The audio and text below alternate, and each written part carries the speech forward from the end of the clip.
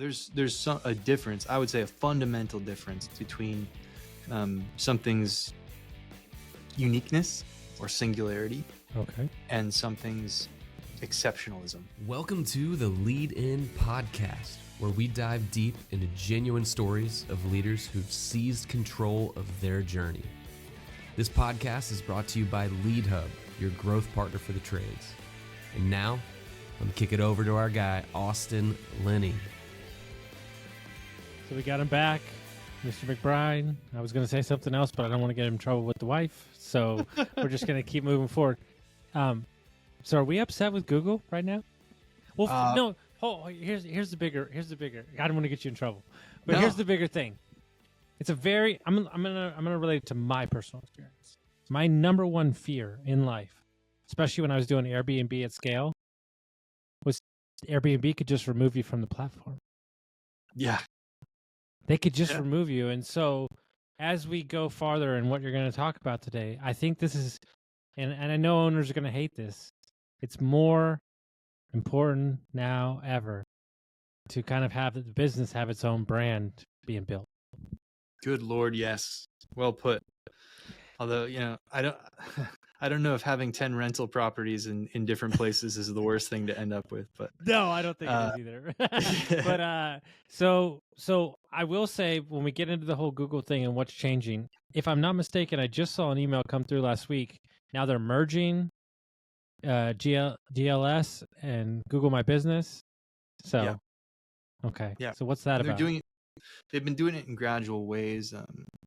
I think probably the first sign of this that we saw was the direct business search, which is where in GLS they allow you to opt in. So if somebody searches for Austin Linney, your GLS profile could come up, where typically they would, you would only show up if somebody searched for, incredibly handsome podcast host. Then like your ad might come up. But if somebody's already searching for you and your name, we want your business profile to show up. That's free. That's organic traffic. And so they were getting a little sneaky and saying, "Oh, would you rather pay $100 for this than getting it for free?" So, not a great sign. And now we're getting into the point where they're starting to monetize pieces of the business profile itself. So we're in the middle of it, so we don't know what it's going to look like. Yeah. So Daniel McCarthy, Junk Start, one of your clients. Yeah. He said something to me, one of the first podcasts in here. He said, I leaned too heavily in my first year on paid ads. And then I realized it was more like a third, organic, paid, and then, just in person. And for me, just as a business owner, and I know it's different in a major metropolitan, but if I lived my business off of hoping that Google did their thing or whatever, Yelp did their thing, like, I don't think I would sleep well at night. No, absolutely not. Yeah. I mean, it's like, okay, yeah, we gave you $5, we made 10 back. That's great. But what if that $10 goes away? Yeah. Yeah, absolutely, man. And I think it speaks to where we're getting with this is, you mentioned the brand itself having some weight, Mm-hmm. right? Mm-hmm. But beyond that, just diversification. Okay. And like, if you think about it as like if this is your body, and you can't see me, but I'm not the person who works out, but some people do, and that's great for them. And if you want to get really bulky, or if you want to grow your business, there are the aesthetic things that you go for right away, right? You get your arms and chest, and that's girls are for the girls. Help out that Tinder profile, right? So, but then long term, like, well, you need cardio. You can't just have protein shakes every day. You need a balanced diet. You need a balanced workout regimen if you're going to improve yourself, if you're going to improve your life. And the same thing is definitely true of the successful brands that we worked with here at Lead Hub. Is these people aren't just putting $20,000 into Google ads and nothing else, because they understand, to your point about Airbnb, like, why are you completely reliant on this one platform when what you are offering is completely separate from that? And you're using this as a tool but to Daniel's point, 30-30-30 is a good idea. But, even within that 30 that you're putting into paid ads, it shouldn't all be going to Google. Yeah. Or at least to PPC or to any singular tactic. There should be a healthy balance where you can test things against each other. And, it's something you guys are doing with Dietz really well. Real life situation last week that's changed my life forever. And I don't even know that we're going to get the job. That's not neither concern, but the power of it to see if it comes to fruition is just crazy. So we're in a new market. I have my playbook, which is Chamber of Commerce, a couple of things, blah, blah, blah, blah. So I went to a coffee months ago, met somebody in a related field to us, but they don't do the same thing. So we toss business back and forth to each other. She calls me. She says, hey, they have a leak. They don't know who to call. They don't know if it's in the roof. They don't know if it's the AC unit, but could you be out there? I said, no, I'll be out there tomorrow. So come to find out, this is a $3.5 million job. Wow. And so it took 45 minutes out of my day, but more importantly, it's who the client is. Mm-hmm. Like it's the county of the new area. Like that's the type of client we want. So I don't even, we want the job and we might, we're going to try to get it, but they want different phases. But more importantly, I want to be a resource for this group to have somebody they can trust. And then I guarantee that's going to lead to, 60 more things. Yeah. Yeah. And you're thinking about it holistically. That's what you're doing. And most owners don't do that. They hide behind a TV screen, or they're in an office and I got the ads running, so I don't need to do anything. Yeah. Well, but anyone, even if they're behind that screen, even if they're back there and they're saying, you know what, I'm running my business, you go get me leads. I don't want to touch marketing. Honestly, fine with that. Like they should know what's going on, but but understanding that even within their business, you got different business units. You're not just selling one size. You're not just selling size 11 Nikes. Like people have different size feet. You can't just install air conditioners. You gotta supplement your revenue in different ways and do different kinds of jobs, because it's not just the single thing, and that's what you were doing by shaking hands is you're diversifying your marketing. You're diversifying the way that you're present in the community and making those connections. And that's so powerful. And like, you can't, even the business owner behind the screen has to think about a bunch of different moving parts at once. And that's how you can grow, by picking out those metrics that are working and then watering those green grassy areas and really nurturing them and growing with them, but keeping it diverse. I mean, don't get me wrong. To everybody out there that's listening to this, you've worked all day, you manage your team. The last thing you want to do is go network. Trust me. Yeah, I get it. Yeah, I get it. But you could say, I'm going to network 4 times in 4 months. Like you could just start there. You don't gotta make it ridiculous. So, I think that when you stop looking at Google as your savior and you start looking at them as a tool, I think your relationship can be better. Right. In a literal tool, not the Yeah. Not like. But what I'm saying is, like, when you start looking at it as an asset, where could I get in front of this many people? Yeah. So that's the same way we looked at it at Airbnb. Yeah, this sucks, but where can I get a platform where people from China can rent my property? Yeah. It's right? incredibly valuable, right? And so it's so tempting to just lean on that. But I'm curious. I know this is your show, so I don't want to steal too much, but I would find value in learning a little bit more about how you pick, because this isn't the first time we've talked about your person-to-person connections that you make with people. And I find that invaluable. Okay. So if I could put on my podcast host hat for a second and ask Austin, how do you pick these events to go to? What about them is appealing? Is it just like default, I'm in this town, I'm going to go to this chamber? Or is it like a little more selective than that? I live by the creed called one to many. So who's the one person I can meet that's going to introduce me to many? Typically Basically, that's chamber economic developer. I also think it's ridiculous that, let's say I do flipping houses. I think it's ridiculous that flippers hang out with flippers. Like, why? So, like, I don't hang out with, not that I don't have friends with them, I just don't hang out with other HVAC owners. I hang out with the people that do business with the HVAC owners so we can toss business back and forth, right? I'm looking for the industrial HVAC guy because we don't do that, right? I'm looking for the remediation company. I'm looking for the roofers. I'm looking for the real estate agents because they refer people, right? So that's number one. One of the things I've had a lot of luck with is economic or business development managers of other companies. So people looking to do business, like we can get you business, we can do business, etc. Lately, I've been busier, so I wish I did more. But what we're going to do soon is we're going to break it up so it's not monotonous for everybody.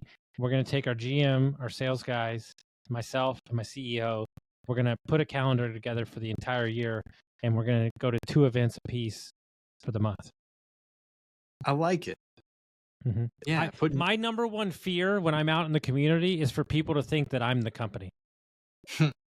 Yeah. Meaning I want them to see other faces and other people so they don't just think it's me and I'm doing all the stuff. Yeah. That's funny. Yeah. I love the idea of I don't want to call it delegating, but spreading that out and for a multitude of reasons.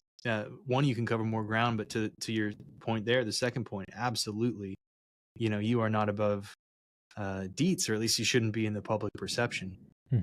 No, and I think that ultimately, if you listen to the bigger dogs who have some podcasts, they said the number one thing they got wrong is they spent a ton on SEO, they spent a ton on ads, but they didn't get the social part right. And they didn't mean just social media. They meant chamber events. They meant putting on things. Like one of the things we're going to do right now, I'm like beyond pumped, it's going to take many months, is we're going to do our first annual golf tournament. Yeah. Like I'm super excited, a charity. And so like, yeah, it's a lot of work, but that's so much fun. Like, yeah, absolutely. You get your vendors in, stuff like that. But, like, especially the day and age we are now, like business is a contact sport. Like this is a contact sport. And they're being pummeled with ads and they're being pummeled with things and all these things. And so you have to do something. You have to donate to the Little League team. You have to donate to the bake sale. It's just part of the game. And for you to not do it is you sitting on the sidelines refusing to play the game. That's a good way to put it. Yeah, is that it's the game's rules are in place. You can't, you got to play by them. So, well, here's the thing: when you go to buy a house, there's certain rules and regulations that you have to qualify for a loan. It's the same thing for business. Yeah. And if you don't want to play the game, that's fine. But then then don't complain about the success you didn't get by not doing the things you should have done. Yeah. Well, I think it's a human problem that all of us have in some capacity, is that we think of ourselves as somehow exceptional. And our business is exceptional, and our dropping bombs. Should we get existential on this? Let's do it. Dude, I mean, I think it's one of the bigger issues in America right now. Yeah. There are, I love you guys, but y'all's air conditioning units are not that much better than other people's air conditioning. No, they're not. How we deliver them and how we make people feel is the difference. Yeah, absolutely. And if you rely too heavily on, my product is the best, or even if you rely on my customer service is the best, or you rely on any one of these singular things, and I see oh man, I don't know if this is like your internal machinations just spinning this up, but I'm seeing where we're going with this. This is great. Where the way that you need to think about things holistically through diversity is the way to get ahead, and having too much overconfidence in any single thing, be that your product or your charming personality or whatever it may be, it's not going to work out. No, because I tell my guys all the time, like, what do you think that we're selling here? Like, do you think we're selling like HVAC and furnaces? No. Yeah. Like the consumer these days is more researched than anybody's ever been researched. 9 times out of 10, they know what they want before they even call you. What you're selling is trust. Yeah. Trust. And what's crazy to me as a business owner that's blown me away is the two things that have been the most impactful was we got 3 hires because we had a radio ad, not because they liked the radio ad, but because they said if that company's investing on the radio, they must be doing good. That is rich. I love that. Yeah, it's true. And so I was like, okay, well that's interesting. So like there's a thing, right? And I was just talking to a buddy on a podcast that I was interviewing. He went to Nepal and him and his wife did a hike and they had to hire a Sherpa. Mm-hmm. And I told him, I said, it's very interesting to me if that Sherpa was in LA where you live, showing you around, you wouldn't pay him anything. But because you're so far out of your element and you know nothing about Nepal, that guy could have told you the sky was purple and you'd have been like, sounds good, man. Let's go to work. Yeah. Like that's framing. That's framing, right? And so as a company, whether you're in junk removal or you're in, HVAC or landscaping, like what does it say? Like, what does it say when somebody hears the name of your company? And me, when I meet vendors, like we're talking to TV people right now, and he's like, oh, yeah, I live in your town. I've used your company for years. And I die inside. I died like deeply inside. And he goes, no, everybody was super great, super nice, super professional. I'm like, oh, yes.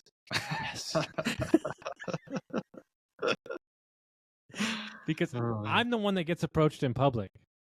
Oh, yeah. Like, they're like, hey, you forgot this estimate. And I'm like, I don't even know who you are, but like, I'll get on it, And so, all these things make up a brand, but also, and more importantly, make up a feeling, which then in turn helps people buy. Absolutely, man. Very well put. Mm-hmm. But hold on, let's get back to this existential crisis here. This is so great. So how can we, as a society, be happy and succeed without being exceptional or out thinking we're exceptional? Like, you know what I'm saying?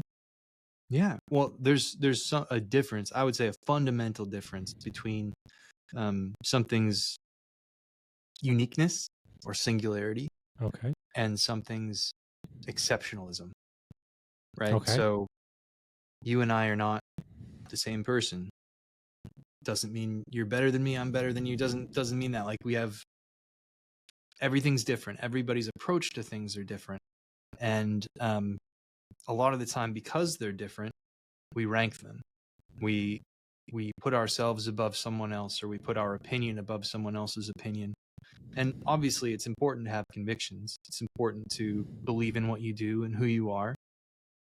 But when it starts to cause us to not look at other people's perspectives, to not think with empathy, to lead with empathy, that's when we can really fall short, and we overlook things that are really valuable.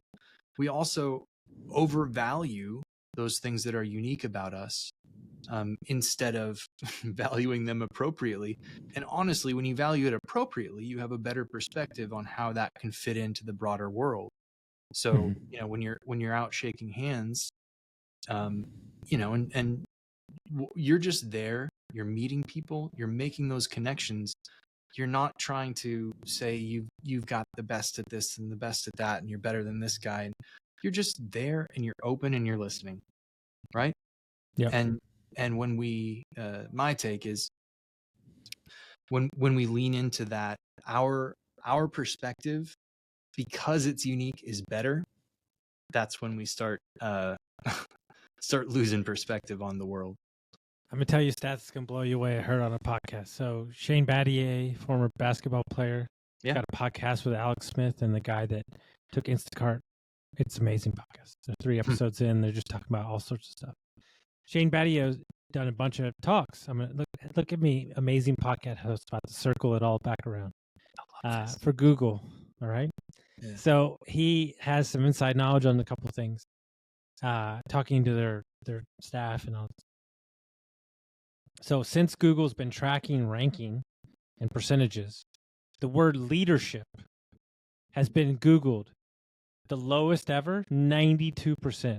Like it's normally like 98, 99. It's like top leadership is Googled. Teammate has been Googled 1%. Yeah. Why do you think that is? As my old baseball coach said, we got a lot of Chiefs and not enough Indians. Okay. Yeah. And because back to what your point is, everybody sees themselves as like something amazing. And I'm not saying that you're not, but what I'm saying is if you're at a great company with a great mission, like it's amazing what you can accomplish.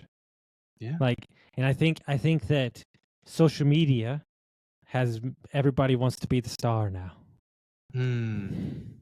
Yeah. And certainly to have a voice, right? You Mhm. see something you like, you got to comment on it. You got to have your voice stand out. And then you watch the likes on your own comment. You know, it's Well, because we're talking, we're not listening. agreed. Yeah. The two of us accepted, I think. Yeah. I mean, I'm going to talk all the time, but we're talking through instead of listening. We're talking through people. Yeah, I think that's unfortunate, but true. We're going to leave it at that. So if they want to reach out to you, how would they do that? Are you on social media thing? Probably not. I am. Okay. Yeah, at Bren Dance Party on Instagram. Hit me Of course up. you are. All one Of course word. you are. Well, guys, if you like this episode, send it out to a friend. We'll see you next time. Folks, if you made it to the end of the episode, I'm sure you found some value with what you're listening to. If you could send this to a friend, rate us and review us, share us around. The more that you share us, the more that we can share content with you. Thank you all so much for your time and listening, and we'll see you next time.